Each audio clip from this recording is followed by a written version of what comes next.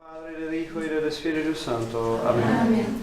Corazón sagrado de Jesús, en vos ponemos toda nuestra confianza, temiéndolo todo de nuestra fragilidad, esperándolo todo de vuestra bondad.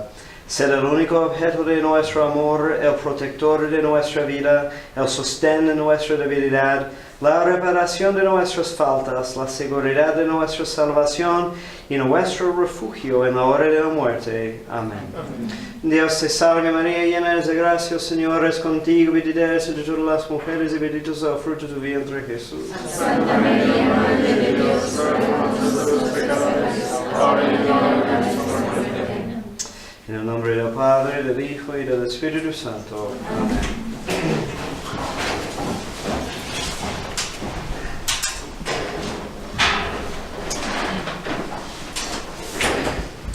Ok, ahora, hoy nos toca hablar del séptimo artículo del credo. Desde ahí ha de venir a juzgar a los vivos y a los muertos. Y perdóname porque andaba casi 2 semanas en los Estados Unidos, entonces empiezo a olvidar, bueno, todos los idiomas, porque estaba ahí confesando el domingo pasado y cada rato estaba diciendo cosas a los penitentes en español. Entonces, well. Qué conveniente para los penitentes. Ok. Entonces, nuestro Señor Jesucristo es, por causa de su pasión y muerte, nuestro Redentor, ¿no? Y como me imagino, vieron la semana pasada, por causa de su ascensión a los cielos, es nuestro abogado, porque intercede por nosotros delante del Padre, ¿no? Siempre mostrándole sus heridas como los trofeos de su victoria y evidencia de la redención que nos ganó. Pero también es nuestro juez. ¿Okay? Y este papel, bueno, tal vez es su menos popular hoy en día. No nos gusta hablar de juicios y de jueces, pero es parte de su papel como el Mesías o como nuestro Señor. Okay. Entonces, hoy vamos a hablar de la segunda venida y los juicios. Okay. Sabemos que Jesús va a venir otra vez, ¿no? Tenemos muchas citas de la Biblia en que habla de eso, ¿no? El apóstol nos dice, es preciso que todos nos presentemos un día ante el tribunal de Cristo para que cada uno dé cuenta y reciba la recompensa de lo que hizo viviendo en cuerpo, así bueno como malo. Entonces, hay importantes verdades para meditar, ¿no? Considerando que va a haber un juicio. Okay. Y vamos a hablar en verdad de 2 juicios. Okay. Pero el saber que al final Jesús nos va a juzgar, okay, debe de ser a la vez un consuelo y una motivación o hasta un asusto, ¿no? Porque es un consuelo saber que todo tendrá su recompensa. Va a ser una recompensa o rectificación de todas las injusticias, ¿no? Y sabiendo que nuestro Señor Jesucristo es Hijo de Dios, ¿okay? Entonces participa o tiene toda la naturaleza divina, es perfecto, entonces va a juzgar rectamente, ¿no? En contraste a los juicios de este mundo. Pero también es un incentivo o una motivación, ¿okay? Porque si consideramos en cada cosa que hacemos que no vamos a poder esconder nada, ¿no? No vamos a tener un abogado, ¿okay? Cuando llegamos al juicio intentando de como presentar nuestros hechos, pensamientos, palabras según la mejor luz, ¿no? Todo va a quedar clarísimo, ¿okay? Y Jesús va a juzgarnos con perfecta justicia, ¿okay? Entonces, hay dos juicios. ¿Quién sabe cuáles son? Los dos juicios, ¿cómo se llaman? Personal y Universal. y Ok. general, ¿no? Ok, decimos normalmente particular y general, o a veces universal. ¿Okay? Entonces, primero es el juicio particular, segundo el general. ¿Cuándo ocurre el juicio particular? Cuando morimos. En el momento de la muerte. En el momento de la muerte, ¿no? En cuanto separe el alma del cuerpo, entonces nos presentamos delante del tribunal de Cristo. Y en este momento, cada persona recibirá, ¿okay?, su juicio, ¿okay?, su sentencia, ¿okay?, que es permanente, es final, y no vamos a poder quejar de nada, ¿no? Y Jesús nos va a juzgar según los pensamientos, acciones y palabras, ¿okay? Y este juicio es individual, ¿okay? Cada uno aparece delante de nuestro Señor solo, ¿okay? Pero hay otro juicio, ¿okay? El juicio general, ¿cuándo ocurre? En el fin de los tiempos. El fin de los tiempos, ¿okay? Y es general porque es un juicio público, que vamos a ver el por qué, pero las escrituras son muy claras que esto va a suceder, ¿okay? En el libro de Isaías leímos, porque he aquí que el Señor vendrá en fuego y sus carros así como torbellino, para retornar con saña su furor y su represión con llama de fuego. Porque el Señor juzgará discerniendo a toda carne con fuego y con cuchillo, y serán muchos los que el Señor matará. ¿Okay? También en el libro de Joel, sonad la trompeta en Sión, dad alaridos en mi santo monte, estremezcanse todos los moradores de la tierra, porque viene el día del Señor, pues está cerca. Okay. Y también en el Evangelio San Lucas leímos, porque como el relámpago brilla y se deja ver de un cabo del cielo a otro, iluminando la atmósfera, así se dejará ver al Hijo del Hombre en el día suyo. Okay. Y en los Hechos de los Apóstoles, varones de Galilea, ¿por qué estás ahí parados mirando al cielo? Este Jesús que separándose de vosotros se ha subido al cielo, vendrá de la misma suerte que le acabáis de ver subir allá. ¿Okay? Y en la carta a los Romanos, en aquel día en que Dios juzgará los secretos del hombre por medio de Jesucristo, según la doctrina de mi Evangelio. Y la carta a los Tesalonicenses, porque delante de Dios es justo que Él aflija a su vez a aquellos que ahora os afligen, y vosotros que estáis al presente atribulados, os haga guiar juntamente con nosotros del descanso eterno, cuando el Señor Jesús descenderá del cielo y aparecerá con los ángeles, que son los ministros de su poder, cuando vendrá con llamas de fuego a tomar venganza de los que no conocieron a Dios y de los que no obedecen al Evangelio de nuestro Señor Jesucristo. ¿Okay? Y de hecho, aquí donde habla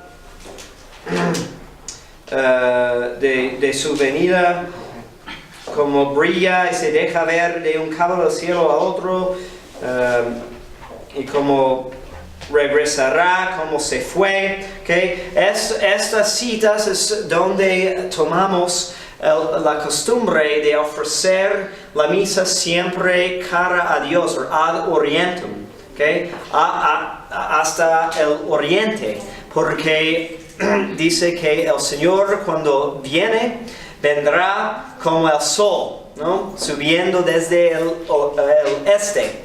Okay? Entonces dirigimos desde el principio de la cristiandad, los cristianos hemos dirigido nuestras oraciones hasta el oriente, ¿no? En anticipación de la venida de nuestro Señor. Y hasta en los funerales siempre ponemos la persona para que, como está acostado en su ataúd, así, pero siempre hacia el oriente, para que si se levanta, ¿okay? En anticipación del juicio final, para que se para, ¿no? Volteado hacia Dios. ¿Saben qué es la única excepción? ¿Suicidio?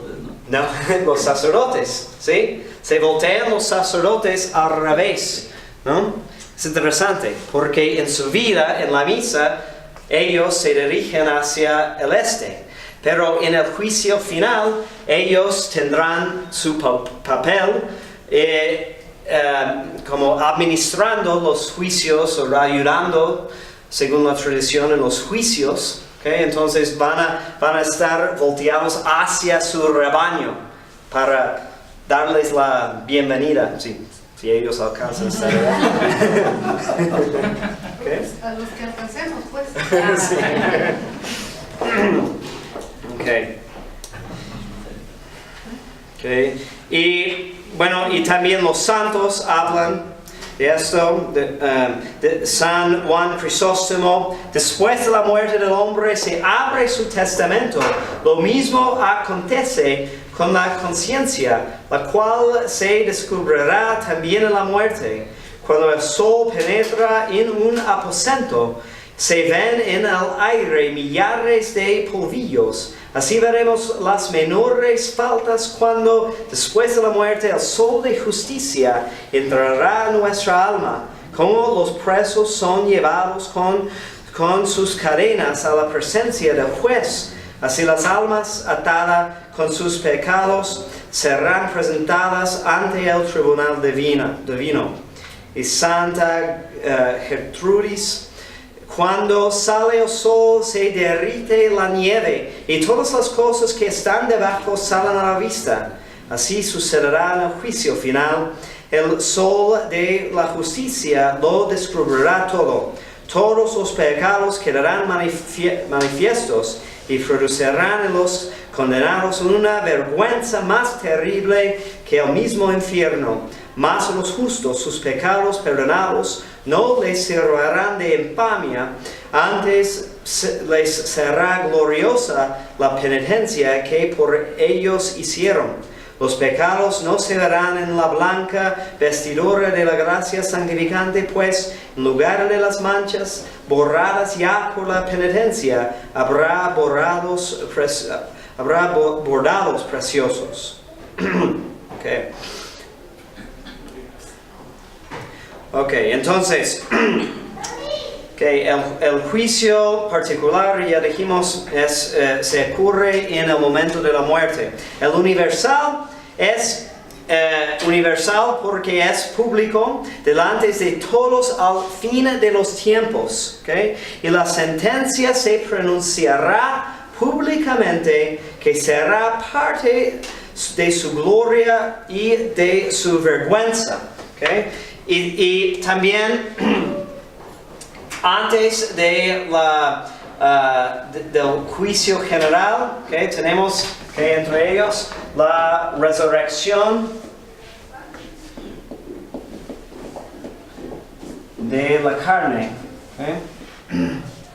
Vamos a hablar más de eso, okay, en otro artículo. Okay.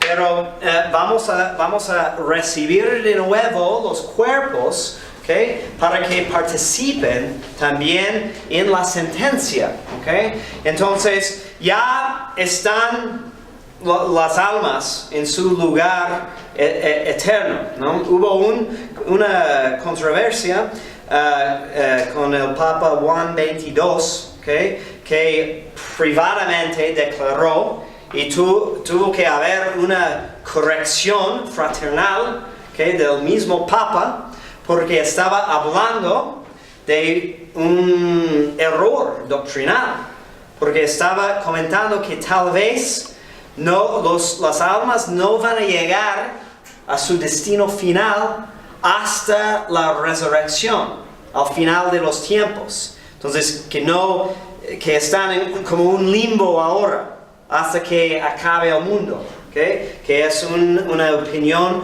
condenada, ¿okay? Dicho por un papa, ¿okay? Entonces, obviamente causó mucho problema, pero luego fue rectificado, ¿no? Y la iglesia sigue, ¿no? Una buena lección, ¿okay? ¿Y por qué es necesario tener este otro juicio? ¿Okay?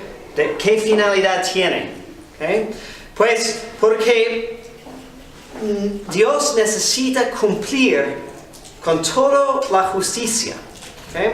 Entonces hay varias razones por las cuales va a haber otro juicio. ¿Okay?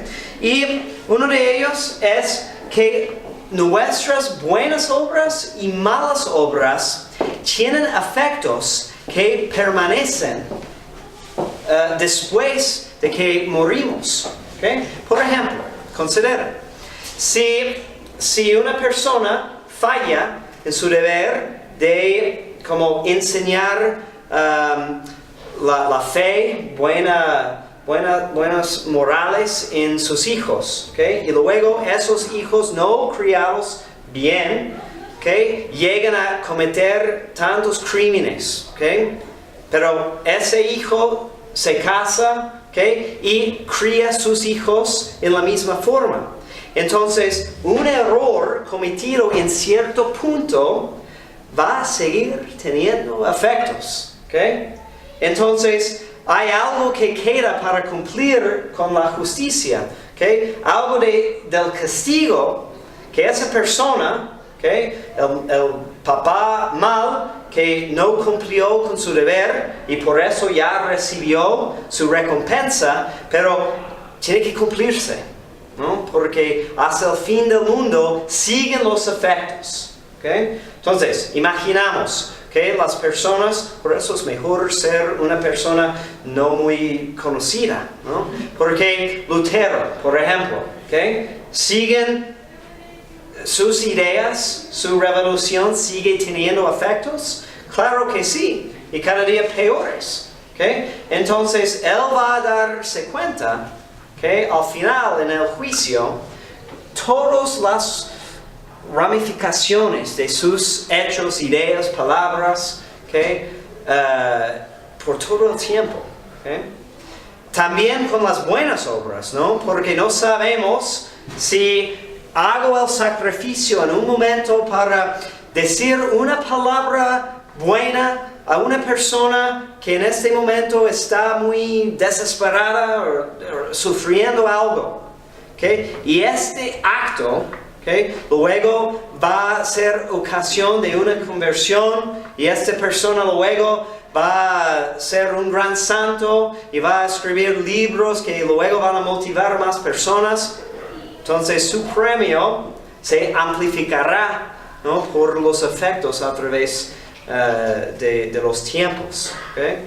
Entonces, en verdad, considerado así, no hay nada que no tiene un significado muy poderoso, muy grande, ¿no?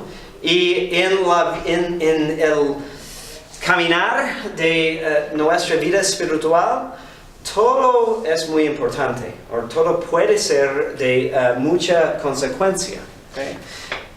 Podemos sacar muchos frutos de meditar en eso, ¿no? Si cada día, cuando nos levantamos, consideramos que no solamente que vamos a morir y que tenemos que hacer cuentas con Jesús en ese momento, pero luego veremos todos los afectos. Wow. Okay. Okay. También, y dice que también se aumentan o se perfeccionan los premios o las penas, ¿no? Por causa de todos esos efectos. Okay. Segunda razón, porque hay una necesidad de rectificar todas las cosas, ¿no? Y esa es parte de la explicación cuando personas dicen que, pues, ¿cómo puede haber un Dios bueno que si suceden tantas cosas malas? ¿Cómo Dios puede permitir tantos sufrimientos, ¿no? Pues, solamente tiene sentido eso si solamente hay ahora, el momento. Pero visto de la perspectiva de la eternidad, entonces Dios saca bien de aún las cosas peores, ¿no? Y como dije al principio, es un consuelo saber que todo se va a rectificar. Entonces, si vemos una persona, esas son las bienaventuranzas, ¿no? Bienaventurados los que lloran ahora, ¿no? Bienaventurados los que tienen hambre y sed de justicia, porque recibirán. Entonces, todas las injusticias de este mundo van a ser rectificados al final. Y los que pasan su vida sufriendo van a recibir su recompensa. Eso es lo que nuestro Señor dice en la parábola de Lázaro, ¿no? Y el rico. Porque cuando la persona rica va al infierno y está quejando y ve a Lázaro con Abraham, ¿qué dice Dios? Porque en tu vida recibiste buenas cosas y Lázaro malas, pero ahora recibe buenas cosas y tu recompensa. Y tiene que haber este otro juicio porque el cuerpo, como participó en nuestras acciones buenas y malas, como instrumento, tiene que también participar en el castigo. Y también otra finalidad es proclamar la sabiduría de Dios. Porque los caminos de Dios no siempre son muy claros, ¿no? Podemos pasar mucho tiempo muy confundidos, ¿no? Desesperados. Pero Dios tiene un plan. No, nada sucede por accidente o fuera de su providencia. Entonces, vamos a ver la conexión, ¿no? Si en un momento te preguntas, ¿por qué me sucedió eso? Sabrás en el juicio final, porque vas a ver la conexión de todas las cosas. También vamos a ver los efectos perdidos de los pecados de omisión. Todo el bien que hubieran podido hacer y no hicieron. También vamos a ver eso. Pero todo va a completar, ¿no? Y va a ser muy hermoso. Finalmente, para probar que así en las prosperidades como en las adversidades, que algunas veces experimentan sin diferencia alguna los buenos y los malos, nada acontece sino con infinita sabiduría y justicia de Dios. Fue muy debido no solo establecer premios para los buenos y castigos para los malos en el siglo venidero, sino manifestarlo también en un juicio público y universal, para que se hiciese a todos más notorio e ilustre, y se tributase por todos a Dios la alabanza de su justicia y providencia, y asimismo se satisficiese a aquella queja injusta con la cual aún los varones santos solían como hombres lamentarse algunas veces viendo a los malos, poderosos con sus riquezas y engreídos con sus honras. Pues David decía: a mí me vacilaron los pies, a pique estuve de resbalar.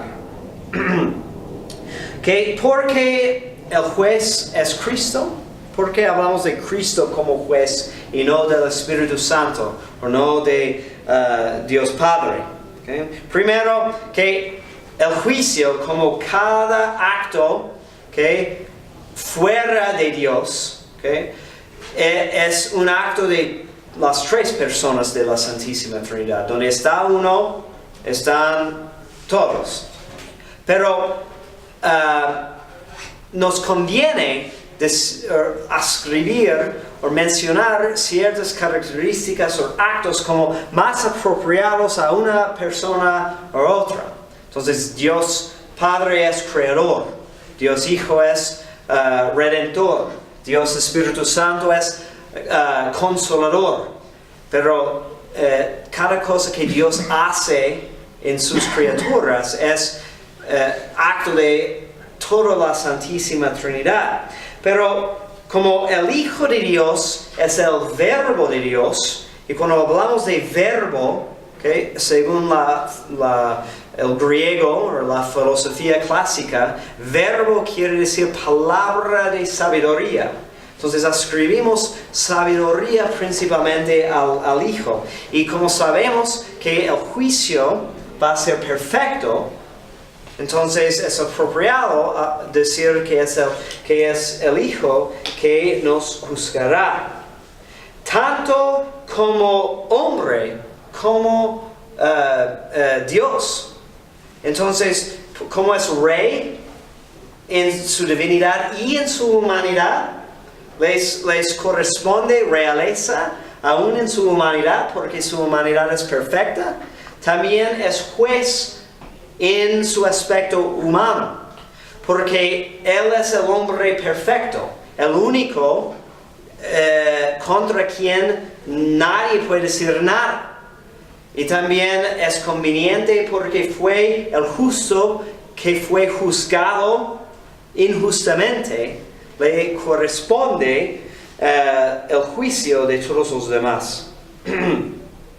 Es muy conveniente también que este juicio se haga por Cristo Señor, a fin de que quienes han de ser juzgados pueden ver al juez con los ojos del cuerpo, oír con los oídos la sentencia que se pronuncia y percibir con sus sentidos todo aquel aparato de juicio.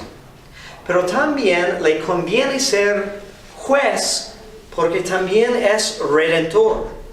Entonces, cuando nos presenta todos nuestros pecados, Él puede decir a la vez que fue Él mismo que sufrió tanto para rescatarnos de la culpa de esos pecados, para ganarnos la gracia de evitar estos pecados. Entonces, al ver quién sufrió, quién nos amó tanto, pronunciando la sentencia, solo vamos a poder callarnos. No vamos a poder decir nada, porque Él es quien nos ganó la victoria que rechazamos si nuestra sentencia será de ser condenados. Ok. ¿Preguntas hasta aquí? Sí. Mencionó algo de que se van a revelar todos los pecados, ¿verdad? Pero también todos o también los que ya fueron perdonados, Todos, sí. Okay. ¿Y los condenados, Padre? ¿Los condenados van a observar ese juicio también? Sí, va a ser público para todos, ¿sí? Y vamos a los buenos.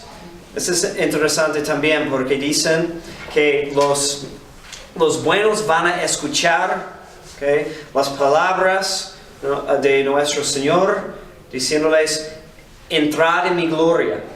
¿okay? Y esta va a ser su mayor gozo. Estas palabras de aprobación de Dios. Mientras los condenados van a escuchar, apártense de mí, ¿okay? Malditos. ¿Okay? Que será su mayor vergüenza de escuchar esas palabras de su Creador. ¿Okay? Entonces, es público para todos. Entonces, parte del gozo para los que sean salvos y parte del castigo para los condenados. Exacto. Y todo pecado, ¿no? Por eso es importante, ¿no? De no presumir y decir que, bueno, ahora peco y luego me confieso. Porque no va a haber nada, ¿okay? Que no tendrá su recompensa.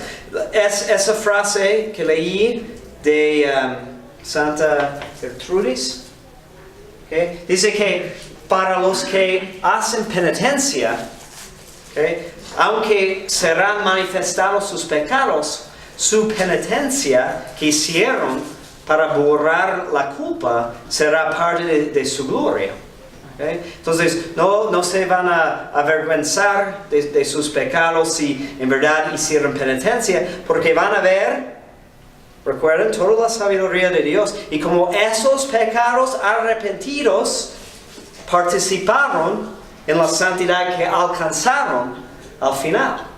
Entonces, no hay nada para avergonzarse, porque fue parte de su conversión. Después del juicio universal o general, ¿va a existir memoria? O sea, después del juicio nos acordaremos de todo lo que se escuchó. O sea, ¿será algo que tendremos que estar recordando de cada quien? Pues los teólogos dicen que en la eternidad vamos a tener, la manera de saber, primero es misteriosa, pero va a tener una congruencia con todo lo que sabíamos en la vida. Entonces vamos a tener conocimientos de las personas que conocíamos y va a permanecer algo de nuestra memoria, pero será por otro modo, porque Dios tiene que infundir toda la ciencia que las almas separadas tienen, porque como especialmente antes de ser reunidos con los cuerpos, la memoria depende en alguna manera del órgano del cerebro. Entonces van a saber por otra manera. Los que están regados en el mar, ya quiero ver piscina, no sé. Padre, Ajá. en la cuestión del purgatorio, Uh-huh. es que si alguien escucha incluso los pecados que haya hecho, que pues se compensa con la penitencia que hizo en su vida, pero y si no ha terminado esa penitencia y necesita el purgatorio, ¿qué va a escuchar? No, pero en este momento, en el juicio final, deja de existir el purgatorio. Pero en el particular, entonces, ¿En el particular? ¿Qué? si todavía no está terminada la penitencia, ¿cuál va a ser la sentencia? Oh, que tienen que purificarse en purgatorio, sí.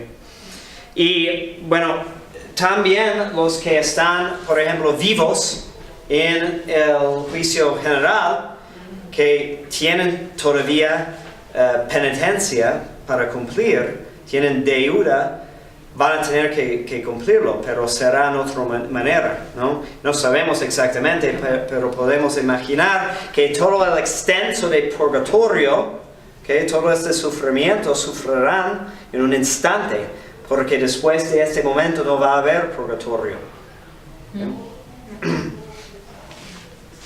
Ok, entonces, ¿cómo sabemos? Okay, ¿cómo sabemos cuándo va a ocurrir esto? Es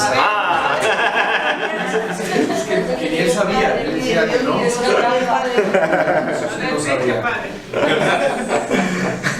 Si alguien sabe, entonces creo que va a ser muy rico, porque ha pasado muchas veces que personas han dicho que sí, el mundo va a acabar en tal fecha y deben de vender todas sus cosas y regalármelas. Bueno, ha habido muchas personas que han pensado que con precisión pueden interpretar las señales del fin del mundo, porque el Señor sí nos da señales, ¿okay? Y sí nos anima a fijar o prestar atención, ¿no? Como dice, cuando ven los ramos de los árboles, ¿no? Cuando empiezan a florecer, saben que ya va a haber verano. Y así deben de prestar atención a las señales de los tiempos. ¿Okay? Pero al mismo tiempo dice que ni el Hijo de Dios sabe el día ni la hora. ¿Okay? Charles Taze Russell, estaba leyendo de él, el fundador de los Testigos de Jehová, interpreta eso que sí, no sabemos el día exacto ni la hora, pero sí podemos calcular el año y más o menos el mes y la semana. Así dijo, ¿no? Pero como en el aeropuerto ayer en Omaha encontré unos testigos, ¿okay? Con sus cosas, ¿no? Y siempre después de estos encuentros me digo, no voy a desperdiciar tiempo así jamás, pero a veces no resisto la tentación y empecé a hablar y fueron mexicanas esas señoras que no hablan nada de inglés. Entonces al verme y cuando empecé a hablarles en inglés, creo que pensaron que iba a escapar la discusión. Entonces empecé a hablarles en español. Y empecé diciéndoles que, no sé si saben ustedes, pero siempre siento la necesidad de decir a ustedes que su fundador predijo 4 veces el fin del mundo y según yo sigue en existencia el mundo. Pero por lo menos él no mandó a nadie que cometiera suicidio, como David Koresh, ¿no? Y los Branch Davidians en Waco, Texas, ¿no? Hace unos años, y muchos otros que interpretan o piensan que pueden calcular el fin del mundo. Esto es una actividad muy peligrosa, ¿okay? Porque debemos de pensar en cada día como si fuera el último, y así estamos bien, ¿okay? Porque si pensamos que me queda todavía 3 años, 2 meses, voy a poder vivir como quiero y luego que me arrepiento. Pero dice el Evangelio que el día del Señor vendrá como un ladrón en la noche. Entonces tenemos que vivir siempre preparados. Sin embargo, que hay algunas cosas y el Catecismo de Trento menciona tres señales, ¿okay?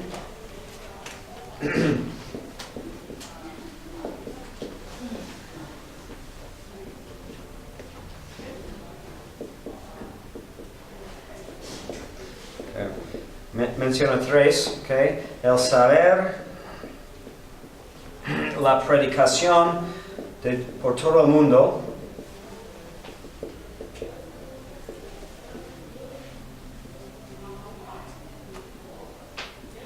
¿Va a parar? ¿cómo? ¿El saber? ¿Cómo que el saber? Perdón. De que todos sepan de... Sí. El conocimiento. El conocimiento, sí. Todos sabrán o conocerán la predicación por todo el mundo. Okay. Entonces creo que vamos por atrás con esta señal en vez de adelante, ¿no? Porque cada día menos. Okay. ¿Se prolonga la agonía? Estamos posponiéndose.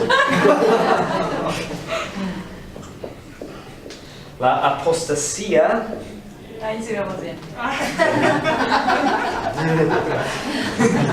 Pues según los testigos, los mormones y muchas sectas, ya ocurrió cuando murió San Juan, ya empezó.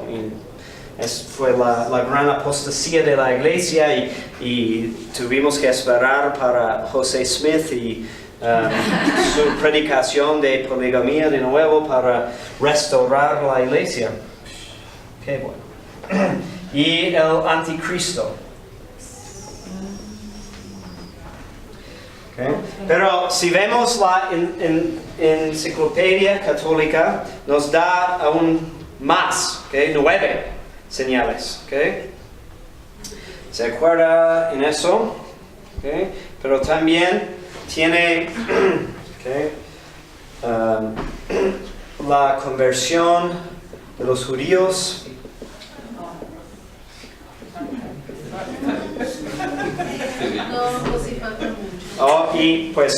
Pero este punto, porque San Pablo sí dice que Israel regresará a Dios, pero los evangélicos se han metido en muchísimos problemas por pensar que ellos pueden adelantar esta señal.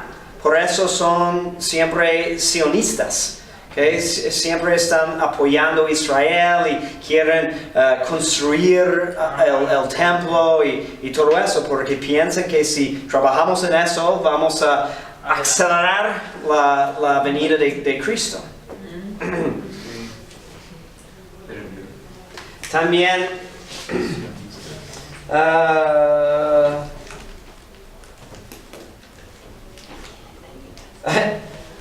casi todos los padres de la iglesia,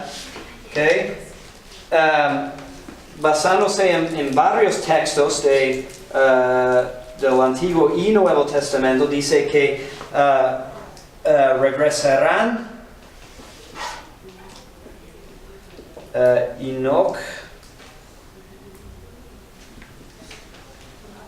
y Elías.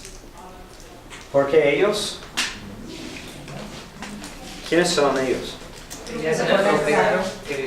¿Cómo? ¿Que ascendieron en el carro de fuego? Elías, sí, se fue así. Y Enoch, entre la lista de como los descendientes de Adán, dice que Enoch caminaba con Dios, que no murió tampoco. Entonces esas dos personas no murieron, se fueron de esta vida sin morir. Entonces dicen que van a regresar. La apostasía. ¿Los vamos a reconocer a Enoch y Elías? Pues son opiniones, ¿no? Es difícil interpretar estas señales claramente, o en qué manera van a regresar. Porque, ¿qué dijo Jesús del regreso de Elías?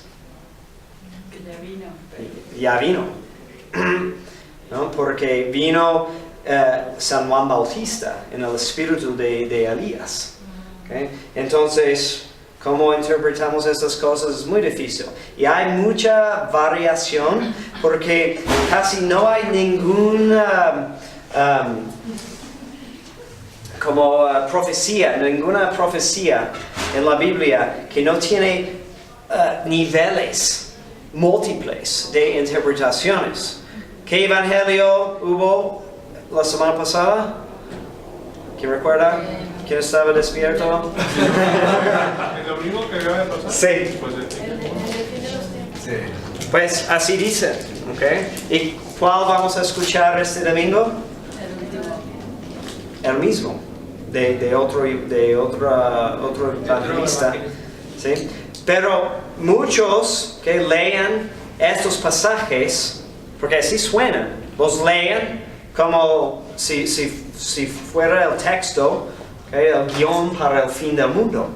Pero curiosamente, porque en estas dos versiones Jesús termina diciendo que esta generación no pasará hasta que se cumplan todas estas cosas. ¿Cómo? Es que hubo una referencia a sus tiempos.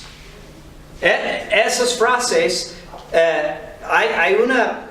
podemos hacer un estudio del lenguaje, ¿okay? Comparándolo con otras profecías de destrucción, de calamidad en el Antiguo Testamento, y tiene una referencia muy clara, una manera de hablar de los judíos cuando iba a suceder algo horrible, como la destrucción de Jerusalén o del templo. Entonces, estaba hablando de la destrucción de Jerusalén en el año 70. Porque, ¿cuándo dijo eso? Más o menos en el año 30. Y fue destruido Jerusalén en 70. 40 años es el número es el largo de una generación bíblica. Entonces pudo decir, esta generación no pasará. Y según historiadores contemporáneos, el sufrimiento para los judíos de esa época fue más horrible de cualquier otra cosa que había sucedido antes. Y bueno, es un estudio interesante ver cómo hacemos la referencia. Pero no es decir que también no estaba hablando del fin del mundo. Porque la cosa es que en la historia de salvación hay muchos ciclos. Todo es muy cíclico. Y todo cumple lo que ya sucedió antes, pero lo perfecciona. Entonces hay varias referencias. También muchos se confunden hablando del anticristo. ¿Okay? Hay muchas teorías muy interesantes, ¿no? De quién es el anticristo, ¿no? Muchos decían que era Trump, hace tiempo algunos decían que no, fue Gorbachev, ¿okay? Sí, porque tenía mancha, ¿sí? Y fue la señal de la bestia. Hay muchas teorías interesantes, ¿no? Padre, perdón, tengo una pregunta de la apostasía.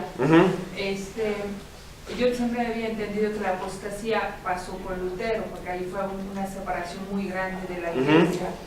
Pero puede ser que, no sé, pasa una apostasía y luego en 500,000 X años viene el anticristo, o sea que las profecías, las señales se cumplan en lapso de X. Creo que sí. O esa apostasía era una mini apostasía comparando con la apostasía que nos está esperando. Puede ser ambas cosas, ¿sí? Porque para Dios un día es como 1000 años y 1000 años como un día.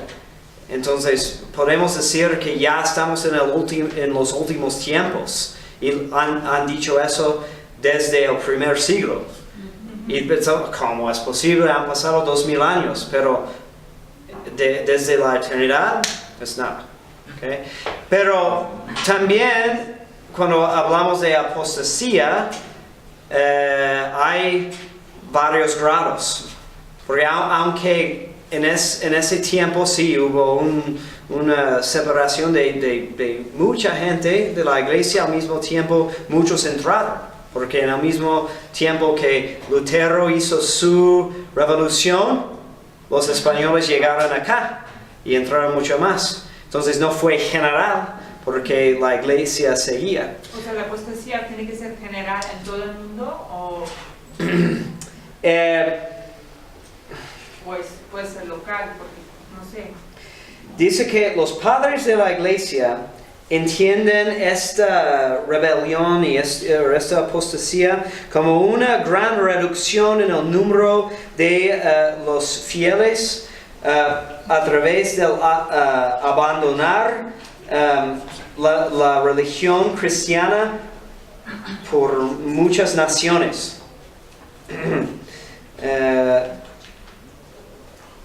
Y como el Señor preguntó, cuando venga el Hijo de Hombre, encontrará fe en la tierra. Pero ¿De qué forma tomará? ¿De qué extenso? No sabemos. Es igual cuando hablamos del anticristo, porque en unos lugares habla del anticristo como una persona, pero si leímos las cartas de San Juan, habla de anticristos. Y anticristo, en su significado más exacto, es cualquier persona que se opone a Cristo. Entonces, no nos hace falta. Pero muchos también entienden que va a haber uno, ¿okay? El hombre de pecado, de que habla San Juan también, que va a venir en los últimos días. Y hay mucha diferencia de opinión cómo interpretar estos textos. Pero muchos dicen que antes de la segunda venida va a haber un opositor o un enemigo muy fuerte de Cristo que va a seducir, va a engañar muchas naciones, hasta naciones enteras, por sus maravillas, y va a perseguir la iglesia. Entonces, siempre hay una tentación de decir, tal vez fue Stalin, o tal vez fue esta persona o otra persona. Pero a la vez no sabemos hasta qué grado puede llegar, ¿no? Que puede ser aún peor. Luego, perturbaciones en la naturaleza.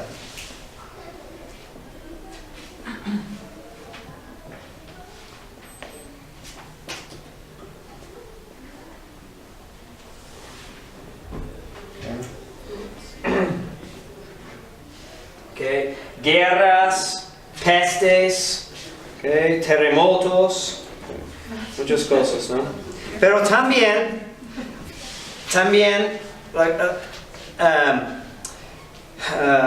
en el Evangelio de la semana pasada, cuando habla de eso,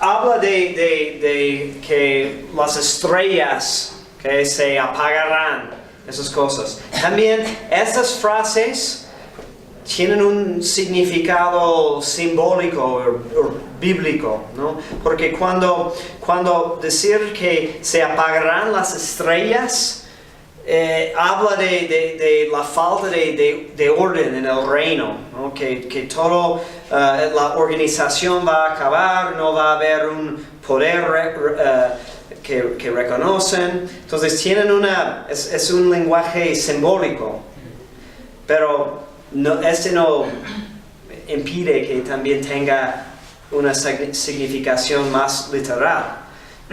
La cosa es que no sabemos exactamente y es peligroso pensar que vamos a poder interpretarlo. ¿Okay? Un como incendio universal.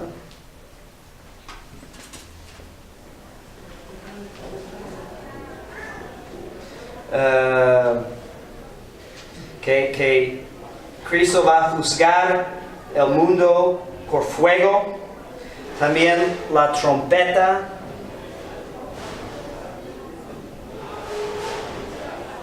De la resurrección.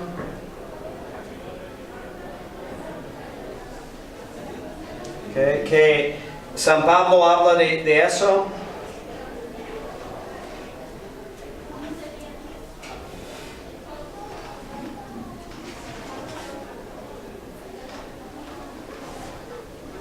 En la misa de Requiem que leímos pasaje de San Pablo, que cuando suena la trompeta todos resucitarán. ¿Okay? Y señal del Hijo del Hombre en los cielos. Okay. También muchos padres de la iglesia interpretaban eso como la apariencia en el cielo de una cruz de luz maravilloso. Okay. Pero son opiniones, no hay una interpretación autoritativa y entonces no es tan útil fijarnos mucho en esto. Más bien debemos de preocuparnos para las cosas que podemos controlar. Es estar en gracia, estar listos siempre, porque no vamos a ser asustados si vivimos cada día listo para el juicio. Y en todas tus obras acuérdate de tus postremarías y jamás pecarás, dice el libro de sabiduría. Bueno.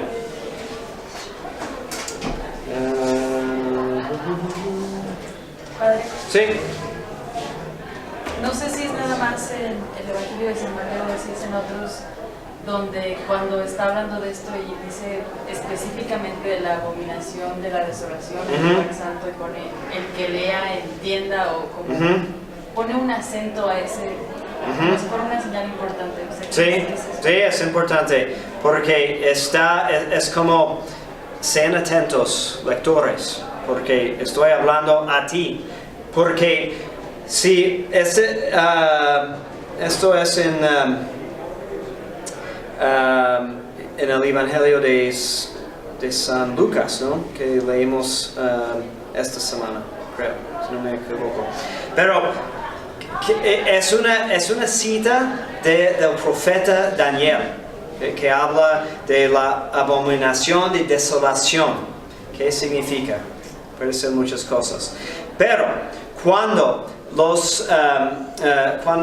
destruyeron el templo en Jerusalén, los paganos llegaron y pusieron sus ídolos en el lugar santo. Y también los romanos, en el año 70, cuando llegaron, los paganos entraron y agarraron el Santo Santorum. Entonces, son impuros, ¿no? Según las leyes de los judíos, solamente el sumo sacerdote podía entrar en el Santo Santorum, ¿no? Pero ellos, como listos para guerra, habiendo matado varias personas con sus ídolos, entraron hasta el lugar más santo. Y esta es una abominación increíble. Pero en todas esas señales que nos está poniendo de ejemplo y eso, no había intervenido las señales de la Virgen como en nuestros últimos tiempos. Porque, digo, eso creo que no había ocurrido con autoridad, pero ahorita con la Salet, Fátima, bueno, no sé si Lourdes algún mensaje que fuera llevando, como que también está pidiendo estar más atento a este tipo de señales. Sí. ¿O por qué se está apareciendo tanto? Pues puede ser una indicación, porque según San Luis de Montfort, ¿no? Jesús vendrá la segunda vez como vino la primera vez, a través de su madre, de la Virgen María. Entonces, como él habla de la necesidad de ser devotos a la Virgen, porque esta es una señal de nuestra predestinación. Entonces, como es apropiado que ella tenga este papel de estar preparándonos para su segunda venida también. ¿Más preguntas? Entonces, sobre lo que dijo del purgatorio después del juicio final, pues entonces podemos concluir que la pena más larga que le puede poner un alma que va al purgatorio es que termine en el fin del día de juicio final. Sí. Pero conforme nos acercamos a ese momento, pues a los que van muriendo y se van yendo al purgatorio, pues lo que les podría tocar de penar sería tiempo reducido. Sí, más sí, reducido, ¿no? pero pues puede ser también, por eso va a haber estas calamidades en los últimos tiempos, porque los buenos van a tener que sufrir más cuando se acerca el fin del mundo, como modo de empezar a vivir su purgatorio. ¿Otra pregunta? Okay. Que nadie salga de aquí para formar una secta de apocalíptica. Sí, se pueden encontrar muchas cosas muy chistosas de los que han dicho, como personas que en verdad porque cuando alguien empieza a hablar del fin del mundo, siempre va a encontrar gente crédula y que hacen, en verdad, venden todas sus cosas o suicidan. Y también es chistoso en el caso de Charles C. Russell y otro más reciente, su nombre no me acuerdo, pero cuando acerca la fecha y es evidente que no sucedió nada, no va a suceder nada, como cambian el asunto un poco, como eso es lo que hicieron los testigos de Jehová. Creo que es la primera profecía era para el año 1876, y no sucedió nada, pero luego dijo, pero sí sucedió, sí acabó el mundo como lo conocíamos, y los elegidos ya están marcados y fue un rapto espiritual. Entonces inventan cosas para justificar su equivocación. Pero eso es bueno dentro de los protestantes, que como que es más fácil por sus exageraciones o sus aberraciones identificarlos, pero aún dentro del catolicismo hay mucha gente muy buena y sacerdotes que hablan mucho del fin de los tiempos y que sí pueden basarse en interpretaciones más correctas. Pero con cuidado siempre. Es bueno estar atentos, sí. Y es bueno aún advertirnos a lo que puede ser las señales para que se despierten, porque hay muchos que siempre piensan que tarda el fin del mundo, y la cosa es que siempre vivimos en los últimos tiempos, pero no queremos exagerar tampoco. Sí, porque tal vez puede ser un modo de como agarrar seguidores o fama, lamentablemente, porque si hablo muy fuerte muchas personas me van a seguir y es para hacer crecer mi soberbia, no más. Pero hay ejemplos de muy buenos efectos, como San Francisco Solano, un misionero peruano. Como estaba viviendo en sus últimos años en su monasterio en Lima, tratando de esconderse, pero tenía tanta fama por obrar milagros que cada momento venía gente pidiendo algo, y al mismo tiempo veía qué tan mala era la moralidad de la gente de la ciudad. Entonces decidió un día de irse de su convento y caminar. Y de repente hubo un montón de gente siguiéndolo. Y llegó a un parque grande y predicó sobre las señales del fin del mundo, las calamidades y todo eso. Y fue tan fuerte que por los siguientes 3 días todos los sacerdotes de la ciudad tenían que estar confesando 24 horas porque todos querían confesarse ya. Son buenos frutos. Padre, Sí. una preguntita. ¿Y cuál es la relación del fin del mundo con la parucía? La parucía es la venida de Cristo, su segunda venida. Entonces cuando acaba el mundo, es cuando viene Cristo. Entonces, Entonces es simultáneo, Ujú. ¿no? Es como parte del ¿Es final parte de del... lo mismo? Sí. Ujú. Pero si existe un final de los tiempos y un fin del mundo y eso sí es diferente. No, porque al fin de los tiempos acabará el mundo.